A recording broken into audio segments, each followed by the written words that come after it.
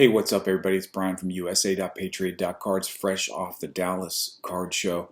Dallas was amazing. Tons of people there Saturday. The show did feature three major signers from the Texas Rangers: Josh Young, Evan Carter, and Marcus Semien. And I'm sure that helped, but it felt like people were ready to get back to cards after the holidays, after spending a lot of time with family. People were eager to mix it up. And it also helped that, we're right in the throes of the NFL playoffs. And this was Saturday of divisional weekend. So, yeah, people were ready to do deals. I saw so much cash being passed around.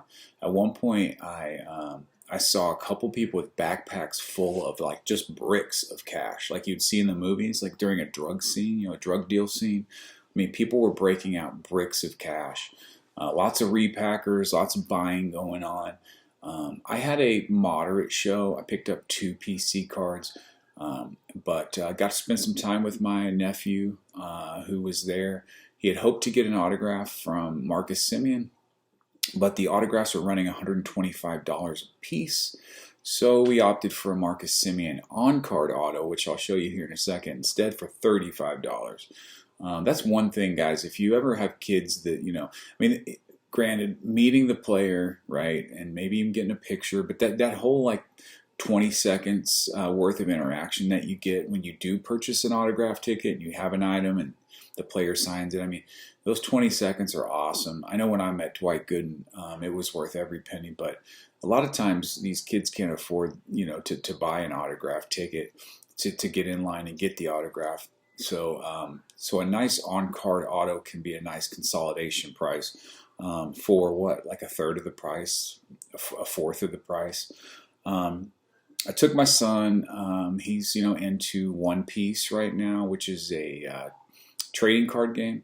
It's a Japanese pirates adventure show. It's literally the hottest thing going in cards.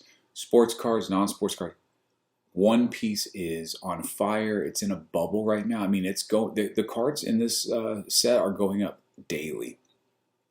So it feels a little bit like the bubble could burst, but just like in 21, when the sports card stuff was going up daily, nobody knows when that bubble is going to burst, and it's so exciting, and the fear of missing out is real. So he was actually able to get the one card he was looking for, which is kind of a cool story. I'll share that as well. But before I get into the show, let me talk about the second part, which is that they always let you buy them back. So Neo, I think, was the first one to coin this phrase. And it means like, hey, look, if your cards are at a peak, sell them. And if you like the player, you like the card, they always let you buy them back. Well, I recently came full circle with a card that I bought at the absolute peak of this guy's market, and then put it in a trade for a big Luka. Actually, it was the cracked ice Luka contenders card that I traded for, and I got exactly the value that I paid for it in trade. So I was able to dodge a major bullet there. Well, this card came up again for 93% of what, 7% of what I paid for it back in, I guess it was early 2022. That card is a white sparkle Deshaun Watson. This card has fallen 93% in value. And I felt like I just had to get this just because of the story. And because I still like Deshaun Watson. I mean, I know he's not the most popular choice among collectors, but he's still got another few chapters in his story to be told, and I think he'll bounce back. And we know Cleveland's got a great team, but to be able to pick up a meaningful card that, and I have a nice Deshaun collection, so this fits right into that, but at I keep wanting to say 93%, but at 7% of what you once paid is just it's just unique. It's cool, and so I was happy.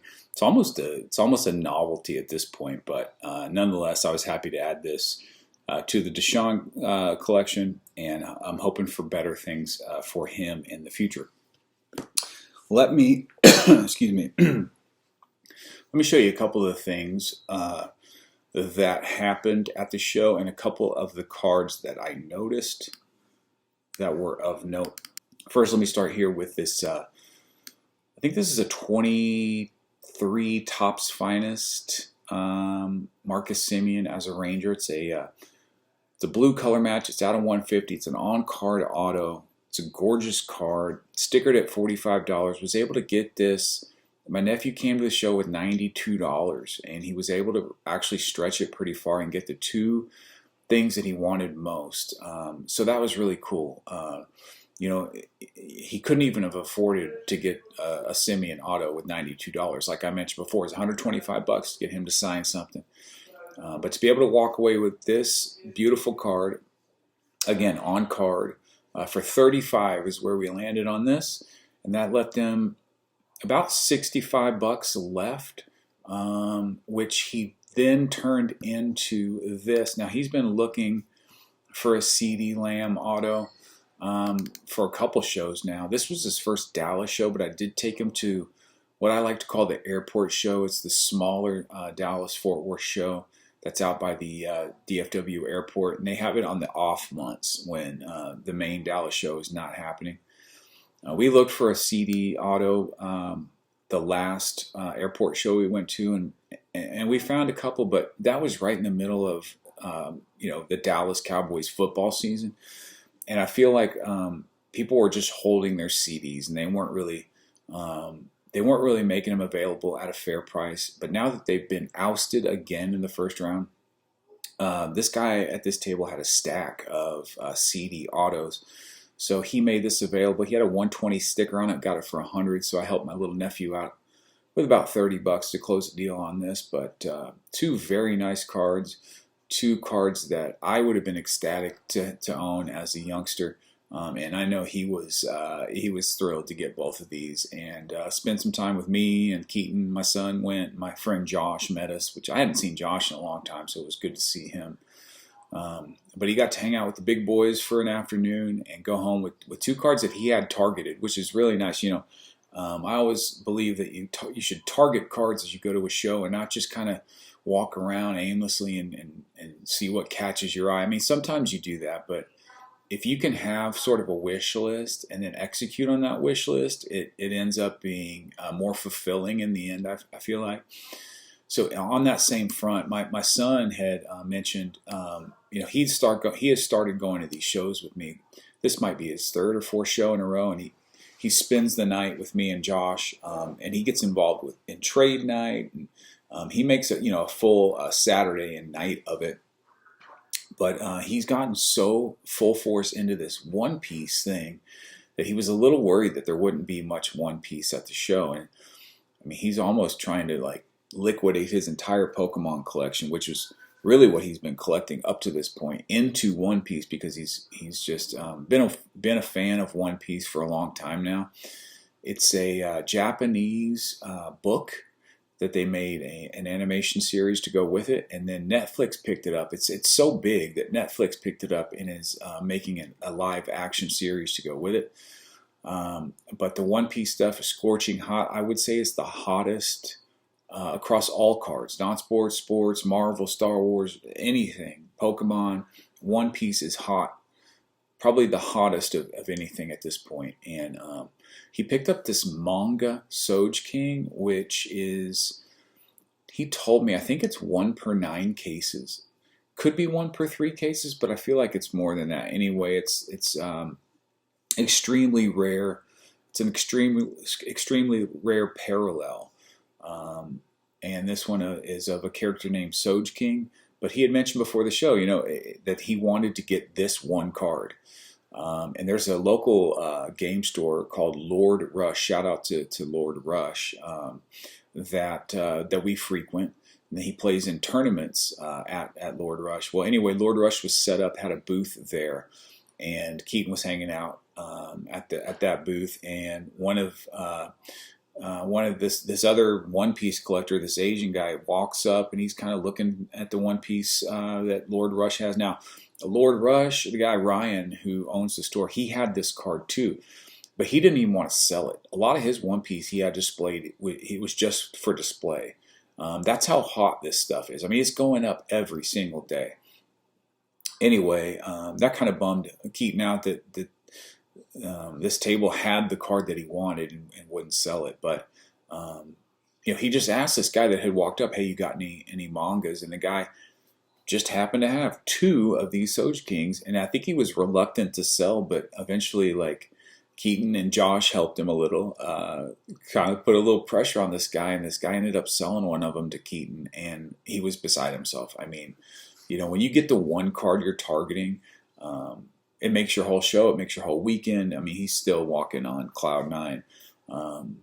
And it feels like a situation where, he kind of manifested this. He had thought about it, he had dreamed about it, he'd been targeting this card for so long, and to have it happen in the way that it did was just super cool. So Charlie had his cards in tow, Keaton had his cards in tow, and I still hadn't made any moves. So let me show you some stuff before I show you what I picked up. Just some notables. Of course, Jordan Love was playing that day. It was Saturday that I was there. And this was before kickoff. I saw this, the Black Finite 101 auto for $45K. It was just a cool card to snap a pick up and put in my video. How about a gold Shohei 2018 rookie, the pitching rookie, Jim Mint 10 with a 90K sticker on it. Man, gorgeous card there. Let's see, what else do we have? These two Kobe autos. The National Treasures, the one on top is actually, not sure, I think it's 2014 National Treasures. I could be wrong on that. The guy was telling me just how rare this is, but they're both on-card autos. But, for my money, out of both of these, I'd probably choose the Immaculate. The National Treasures was like 9,500, I think, and the Immaculate was around 55, if I'm not mistaken. But both game-used patches, both on-card autos. One of these days, I'm going to get a card like this of Kobe, just to tuck away into my PC. But two great cards here. Moving right along, I did see this Immaculate Luka. I think it's a 2022. Not sure on the year, but it is game used on card out of 49. And it was right around comps. Still sealed here. I don't have any game used Luka stuff. Everything I have is a rookie. So I'm sort of in the market for one. But I did kind of chew on this. Not too serious. But it was worth taking a picture and showing you guys. Here's one that I did talk to the guy about. It's a $98.99 Skybox Premium Star Rubies. This card is huge for dirt collectors. This one's out of 25. And this thing just never comes up. These Star Rubies, these rookies, like I mentioned, out of 25. They never come up. This guy had one. I think he had 26 on it, which is a couple grand more than he paid. And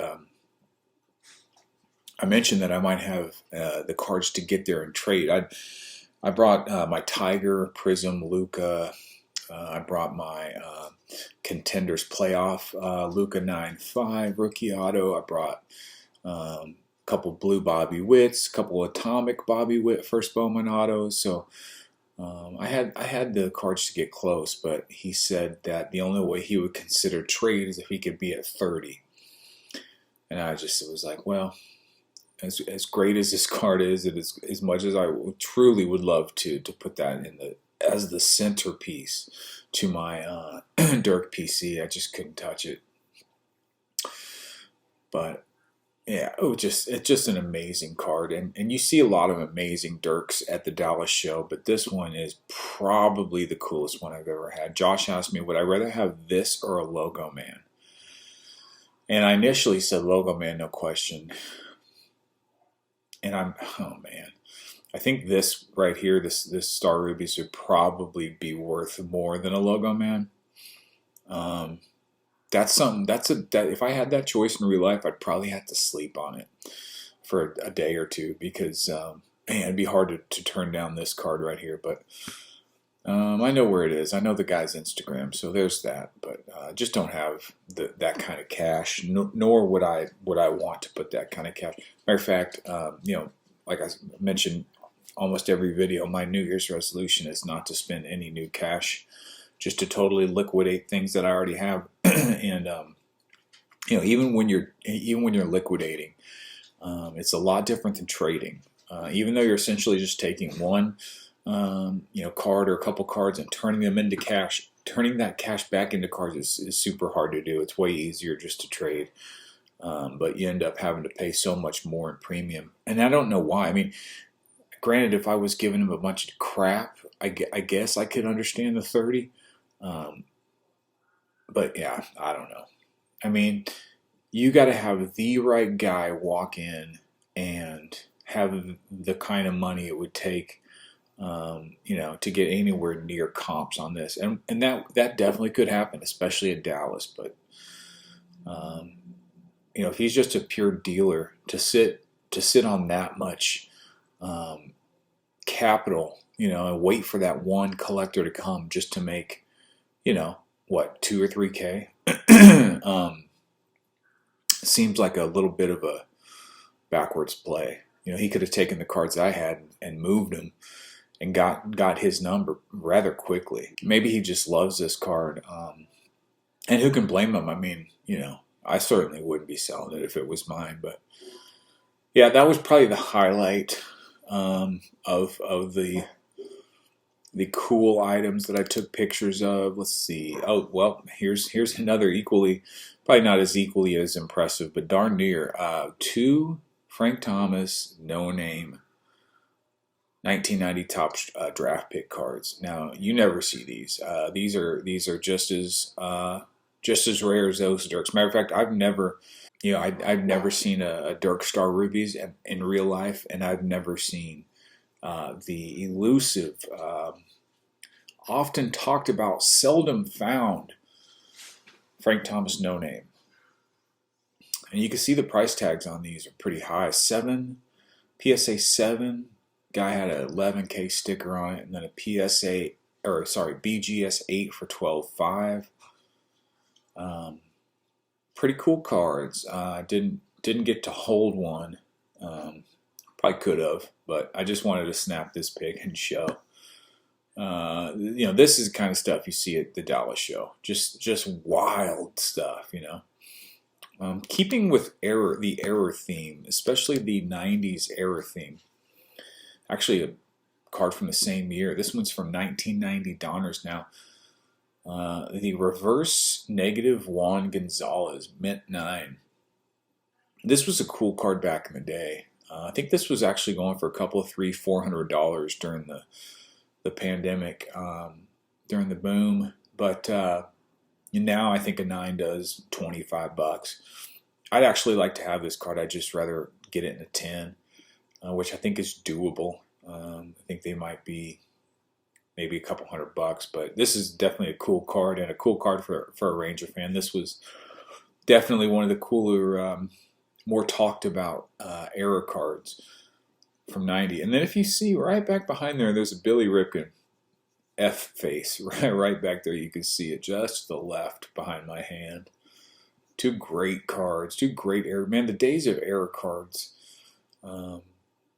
Just the error card has died. I would say they were so cool back when I was a kid collecting. Let's see here. Another interesting picture is this. So I snapped this picture not because the Mike Trout refractor first Bowman is so huge, because although it used to be gigantic, it's less so now. And understandably, so. But I just thought it was cool in the middle of tennis and hockey and Pokemon. You just got this banger Mike Trout right in the middle.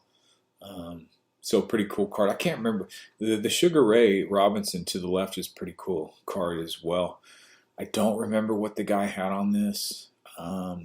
Probably near comps, but a card like this, I think to myself, would I, because I could get there. I think it's around 13 or 15. I don't remember exactly. The Refractor 9.5. But has this card lost all of its luster? I mean, I don't know. I see them around all the time. Used to, you never saw them. Used to, you'd see the base version, and when you saw a refractor, it's almost like seeing a Curry Topps Chrome refractor out in the wild. But even with the humongous downfall of this card and the magnitudes of loss that this card has incurred, I still don't know if I'd make a play for it. I mean, I don't know. It's not something I probably want to keep in my collection long term, and like I said, that's a lot of capital be tied up in a card that you're not in love with and plan to hold pretty long term, which doesn't make sense why that guy would be holding that Star Ruby's Dirk unless he just is a Dirk guy. And then the question begs, why would you even put it out? But like I said, back to the Star Rubies, he got it for 23. I saw what the auction ended at, and he had a 26K sticker on it. We all know that if a card's stickered at 26, they probably take 24. So, yeah, that's one that I'm still kind of boggled by. But anywho, moving along, I think, here's a cool one. Saw this on Sunday. It's a Pop 10 2020 Kaboom CD for $12.50. I'm mulled this over a little bit. I do love CD, and like I said, this is a Pop 10. You see these in 9s occasionally, but to see it in a 10 makes all the difference in the world, and it's definitely attainable at that price. I think that's right around what they were doing before they got beat. Thing that kind of gave me pause was there was a couple sales last summer around the $800, $900 mark. So I don't know. I guess CD had such a great year. He's created, some value, some long holding, withstanding value there. But essentially, at the end of the day, I was just not. I'm trying to get more focused and trying to practice this whole notion of saying, hey, that's a great card. Wow. Really cool. Let me take a picture of it, and not feeling like I have to make a move for it, feeling like I have to put it in the PC. I'm trying to be a lot more selective with the cards that I do acquire. So as much as it was intriguing, I had to walk on by this card. Well, let's see. I think that's the end of the cards I wanted to share. Let's talk about this, man. So, look at that sticker on that card. Look at that sticker on that Blue Ice Luka right there. Anybody that follows me for any extended amount of time knows my affinity for this card, knows how I chased this card and finally got it. And I kept it for, I don't know, 2 months maybe. And then I had an offer on eBay because I did put it up for sale, but it was at I don't remember, 35K or best is what I put it at. Had a guy offer me 22, and I was able to take him off of eBay onto my slabs and sold it for 24K, and I netted 23.5-ish. Josh took this picture. I didn't see this card live. Josh saw this card, took the picture, and sent it to me. Unfortunately, this was at the end of the show on Saturday, right as trade night was getting ready to happen. And the guy that owned this card wasn't going to be back on Sunday and was getting ready to catch a flight out of town. We messaged with him back and forth a little bit. He was willing to trade this.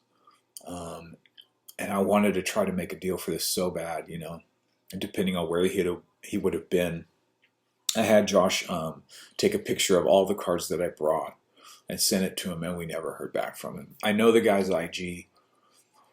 So, I mean, essentially, it might be a little too, I don't know. I don't know where this card goes. I don't know what happens to Luka's market. I noticed that the last comp on this card was like 16-1 or something.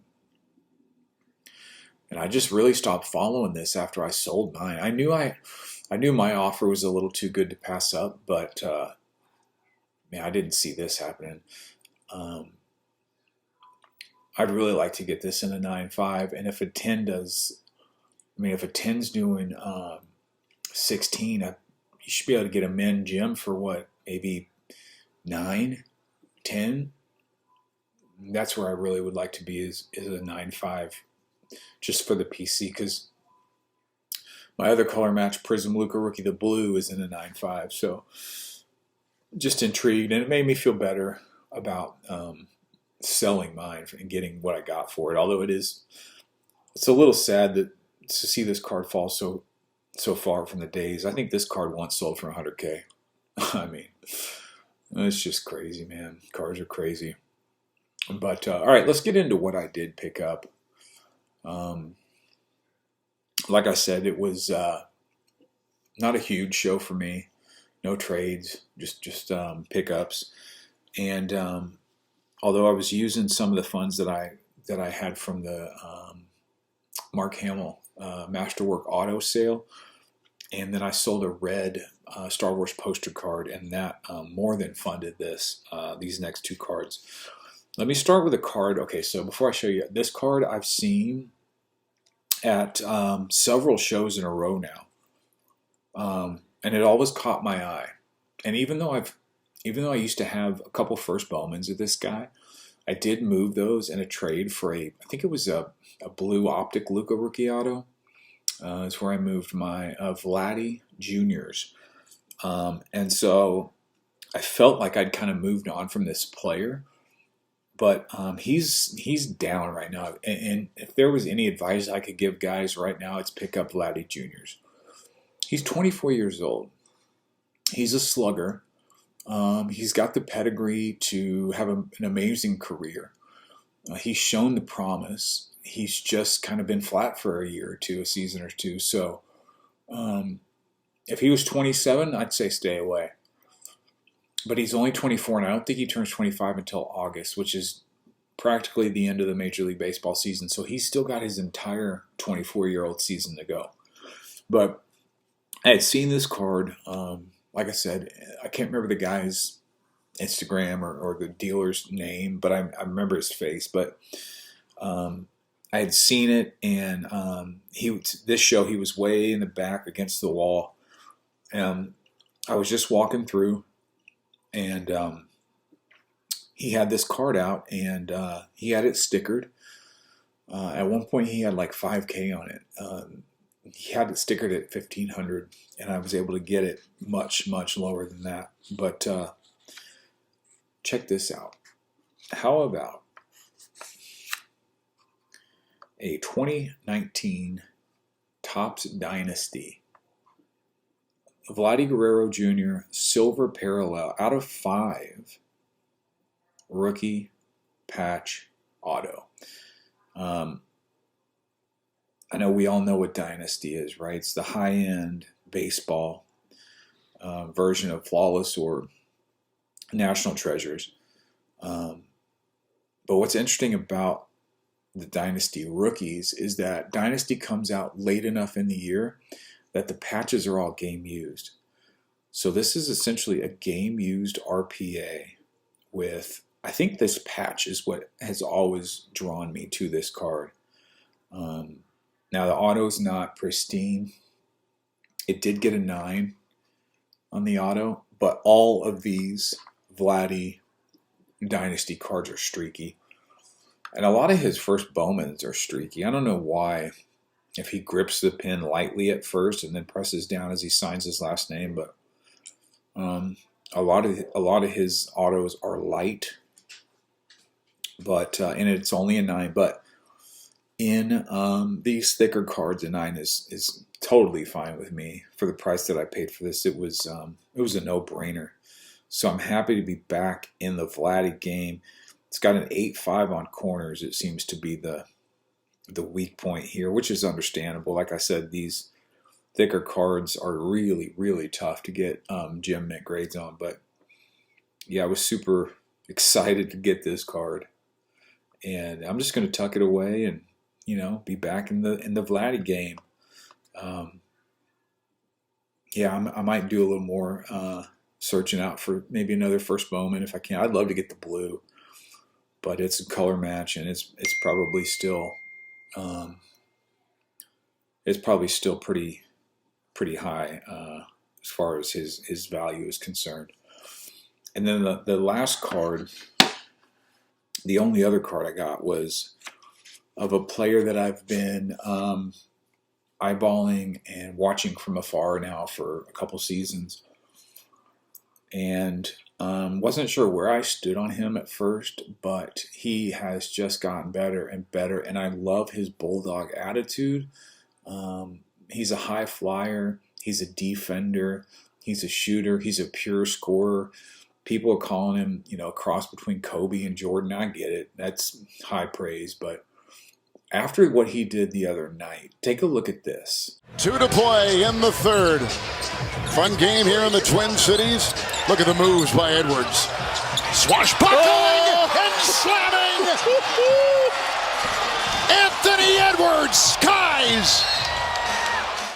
Yeah, after I saw that highlight, I thought, man, now's the time. Like I gotta go get this kid. And then I decided I wanted to get the color match Prism, because that's where I like to be. Love the color match Prism rookies. And so I found 2 at the show. One was both PSA 10s, but one was like, I don't know, maybe 70-30 centering. I mean, it was notably bad. It was, and I'm not usually one that looks at the centering on a 10 and like, poo-poos it if it's not perfect. It's a 10. Right? I mean, but this one was so bad that I just was like turned off, and I walked away from it. And then I found this at my boy Lucas Hamill's table. Shout out to Lucas. He's a great guy, does good business, and we've done some big trades before, so he gave me a good deal on this. Check this blue Prism Ant-Man out of 199. Good centering on this one. It's a gorgeous card. Color match, like I mentioned. And this kid, as you probably already know, is only 22 years old, and he hunts people on the basketball court. I was watching a video comparing him to Jason Tatum, and Jason Tatum is going to get his. He's going to fill up the stat sheet, but this kid hunts people down and tries to demoralize them. So, I couldn't be any more happy than I am with this card right here. Gonna check the highlights, every night now when the Timberwolves play. But the Timberwolves are off to a hot start. His market hasn't really picked up too much, but I think people are starting to take note, and people are wanting a piece of him. He seems to be, a high flyer, but more durable than, a Ja Morant. So I feel good about his market. I feel like I caught it right before it starts to take off. But, back in the day, I think this card used to be like a 6-7K card, so it's cool that these really cool cards are coming down. I know I say cool a lot. I say it too much. And I say it, and I know I say it. I'm sorry. But it's neat. How about that? It's neat that some of these cards that were just untouchable in the past are getting to a point where they probably should be. And if the whole market moves that way, then it just makes it all better. Because if you bought a card that was, up there and it's come down, chances are everything else has come down too. So as long as you keep that in cards, you should be okay. And that was my Dallas show. Got the blue ant, the sick Vladdy out of 5 on Topps Dynasty game used, and then they let you buy him back, don't they? On a sad note, my friend Josh, who I mentioned, I hadn't seen him since the last show, really. We stay in touch. I've gotten so busy with school and work and whatnot that, school is my work, that, it used to be we'd chop it up all night, every night, right? And sending messages back and forth on sports or cards or players or just life. And that slowed down a little bit just because we're both so busy. But he told me this weekend that he's moving. And that's really sad because I have very few friends that I kick it with like I do Josh. I grew up here in Dallas, so all of my high school buddies and the people that I played Little League baseball with, and the people that I collected cards with when I was growing up, they most of them still live around in the area, but I just never connect with them as much as I probably should, as much as I'd like to. But Josh and I definitely share the love of this hobby, and he's moving to North Carolina this summer. And it's been a minute since one of my best friends moved away from me.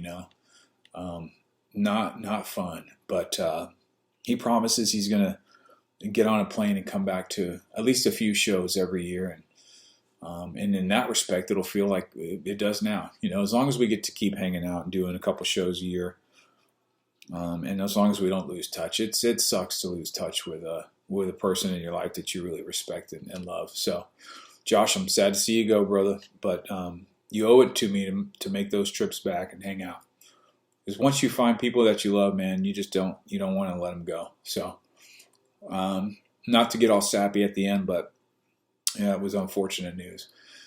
But anyway, it is what it is, and he's got a family to raise, and he's got to do what he's got to do, and I get it. I totally get it. But, we'll see who wins next weekend. We got the Lions and the Niners and the Chiefs and the Ravens. I thought for sure the Bills were going to. I thought for sure Josh Allen was going to have his moment. But Patty just keeps rolling, doesn't he? So we'll see how things end up. But thanks for watching. We'll see you on the next one. Till then, take care.